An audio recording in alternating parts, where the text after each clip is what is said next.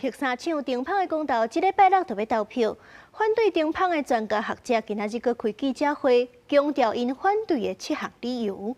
也若是支持停芳的迄边，是搁再强调讲，台湾需要继续合理的电，呼吁民众投票就爱投同意票。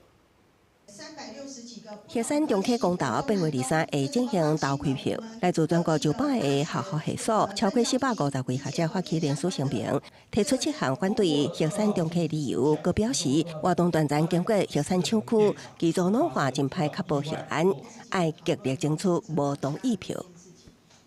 如果将来在一个大地震之下，造成底下的这核岛区附近底下的地形的地质的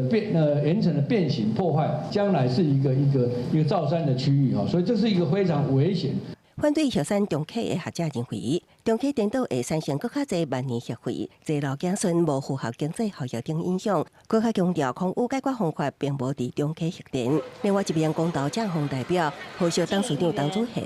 19强调，台湾需要继续合理的电，呼吁民众投支持核三重启的同意票。那台湾需要电，台湾需要好品质的电台湾需要继续合理会用照顾咱民生甲产业的电。